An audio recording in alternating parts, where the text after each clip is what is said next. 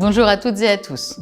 Aujourd'hui, dans Un jour une question, abordons une situation assez surprenante en droit des sociétés. Peut-on vendre un bien appartenant à une société qui a été liquidée depuis plus de 10 ans? Imaginons une SCCV qui, au début des années 2000, réalise un lotissement. L'opération est menée à son terme, la société est dissoute puis liquidée. Tout semble clos. Mais une quinzaine d'années plus tard, on découvre que certaines parcelles de voirie sont restées au nom de la société. La question est donc la suivante. Comment vendre ces biens alors que la société n'existe plus en apparence? En réalité, la situation est plus subtile. Lorsqu'un bien n'a pas été intégré dans les opérations de liquidation, cela signifie que la liquidation a été clôturée de manière erronée. Juridiquement, on considère alors que tout n'a pas été correctement réglé et qu'il est nécessaire de rouvrir les opérations de liquidation.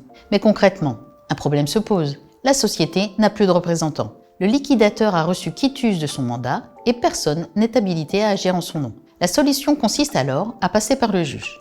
Un mandataire ad hoc peut être désigné à la demande des associés ou d'un créancier. Ce mandataire aura pour mission de remettre la société en capacité d'agir, notamment en convoquant une assemblée. Cette assemblée pourra alors désigner un nouveau liquidateur qui sera habilité à représenter la société et à procéder à la vente des biens restants.